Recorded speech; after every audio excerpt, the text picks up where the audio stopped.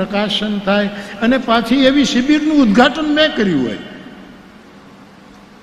અને પાછું એમાં ક્યાંય નામોલ્લેખ ન હોય, કારણ કે હું તો અભણ માણસ ને સાહેબ, ન કરી શકે. એનું કારણ એમ હશે કે આ અભણ માણસ કેમ આવું બોલી ગયો, એ કેમ છાપવું, આપણું શું થાય, આ બધાને ચિંતા છે. એવો સુંદર ગ્રંથ છપાયો, પણ મને આનંદ છે કે જેનો દીવો મેં પ્રગટાવ્યો હતો. તુલસીનું નામ ઓછું ઓછું એ લોકો સ્વીકાર, કારણ કે એને તુલસીમાં ખબર પડતી નથી. એને તુલસીને ભણવા માટે તો તલગા જડાવવું પડશે. તુલસી સૂર સૂર તુલસી શશી ઉડગન કેશવદાસ અબ કે કવિ ખદ્યોત સમજતા કરી પ્રકાશ.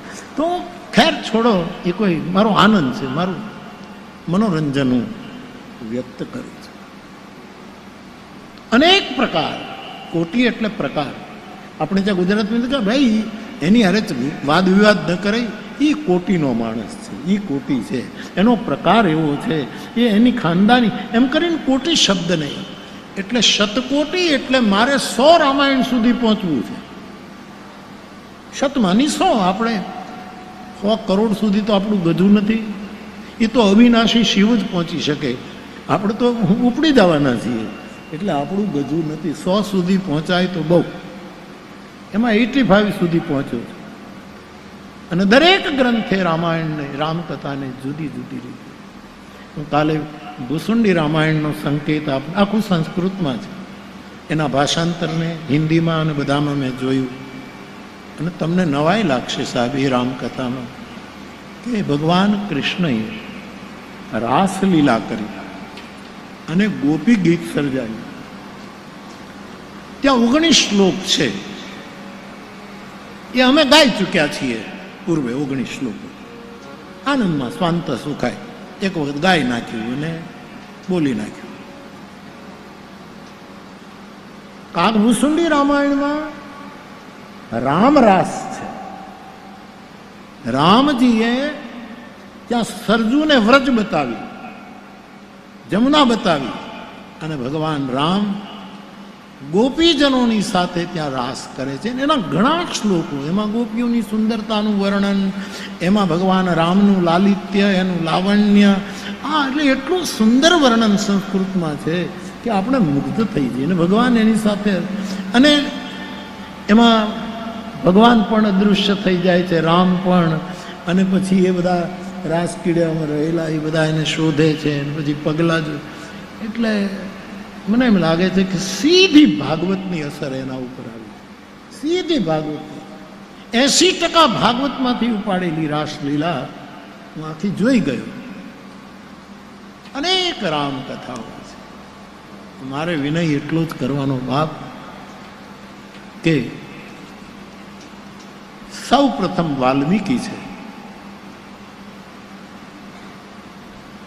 અને વાલ્મીકી એ રામાયણનું રામચરિતમાનસ ભાષાંતર નથી, ભાવાંતર છે, ભાષાંતર નથી. એટલે મારી દ્રષ્ટિએ, વ્યક્તિગત દ્રષ્ટિએ બિલકુલ જવાબદાર ગ્રંથ હોય રામાયણના જગતમાં તો વાલ્મીકી છે. અને ત્યાર પછી તમારે જે અર્થ કરવો હોય તે કરો, રામચરિતમાનસ છે. અને એમાં 27 વખત રામકથા શબ્દનો ઉલ્લેખ થયો છે. એ નોંધ હું તમને જરાક સંકેત કરી દઉં કે 27 વખત આ નોંધ થઈ છે. હું તમને ખાલી વાંચી દઉં. અમારે હરીશભાઈ વડોદરાવાળાનો સ્વાધ્યાય છે, એણે લખીને મને મોકલ્યું, એટલે હું લગભગ જેની પાસેથી સામગ્રી મળે ને એનું નામ. આ બેનો સાડી ખરીદવા જાય ને કોઈ પૂછે કે બેન આ સાડી ક્યાંથી લીધી, કે આ વિમલ સાડી સેન્ટરથી. આપણે તરત નામ આપીએ છીએ, આ વિમલમાં લીધી. પણ આ શબ્દ જગત જ એવું છે કે લીધું હોય ક્યાંકથી પણ નામ ન આપે. એ લોકો એમ જ માને ને કે નામમાં શું બળ્યું છે, નામમાં શું ભર્યું છે, એટલે નામ ન આપે. પણ જેની પાસેથી લીધું હોય. મારી પાસે નિરંજન બાપાનો લેખ આવ્યો ના ફૂલ છે, એટલે મેં બહુ અહોભાવથી નામ લીધું કે આ માણસે કામ કર્યું છે. એમાં આપણું બગડી શું જાય? આ બધાએ શીખવું પડશે. આપણા જેવા ઠોઠોએ કાંઈ શીખવાની જરૂર નથી, પણ જે થોડાક આમ ચંદુ જે થોડાક ઉપર ઉઠ્યા છે ને એને આપણે શીખવાડી ન શકીએ, પણ એને શીખવા જેવું ખરું. આ બૂટ ક્યાંથી લીધા? કે બાટામાંથી. બાટાનું નામ લે. આ ગાડી કોની? ટાટાની. ટાટાનું નામ લે. પણ આ સૂત્ર ક્યાંથી આવ્યું? એનું નામ લેવામાં અહંકારને ચોટ લાગે છે. અને તેથી ઉદ્ઘાટનો મેં કર્યા હોય ને પછી એમાં ક્યાંય ઉલ્લેખ ન હોય. આવી કેટલી મોટી, બસ કેટલી મોટી મજો આવું છે બધું. આને લીધે જ આપણે મોજમાં રહીએ છીએ સાહેબ. વિચાર કરો. ખેર છોડો, એવું થવું જ જોઈએ. તો હરીશભાઈનું આ પેલું છે.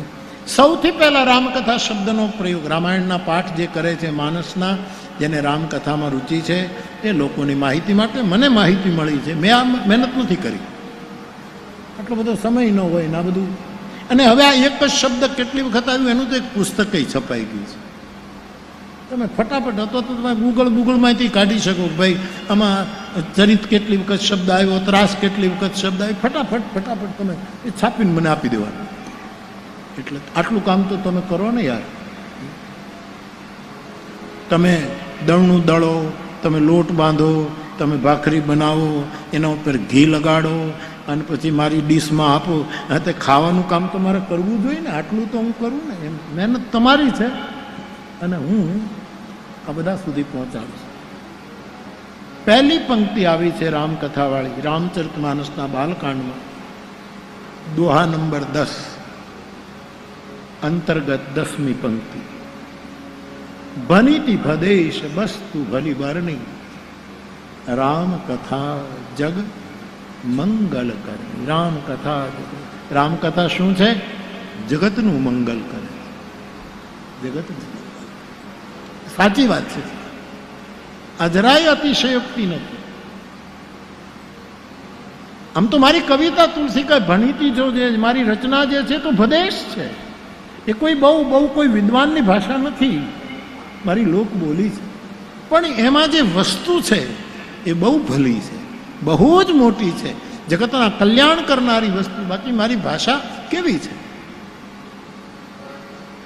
હું શ નથી વાપરતો, સ જ વાપરું છું. આટલો મોટો વ્યાકરણનો હું પેલું કરું છું તુલસી, કે હું શ નથી કરતો, સ જ બોલું છું.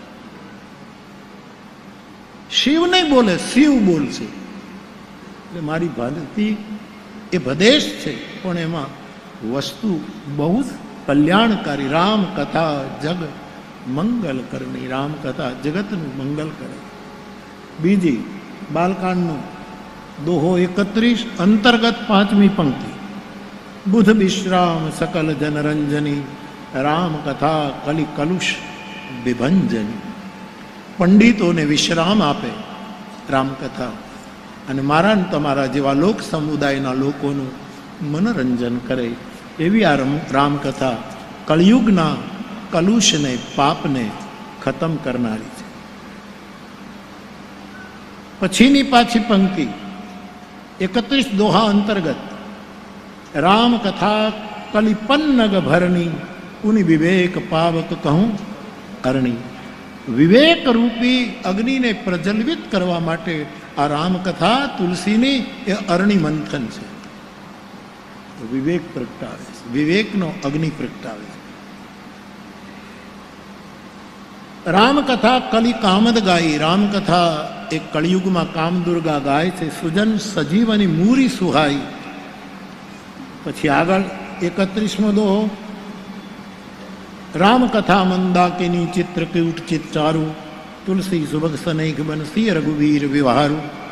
પછી આગળ રામકથા કે મિતિ જગન. રામકથાની મિતિ નથી, સીમા નથી.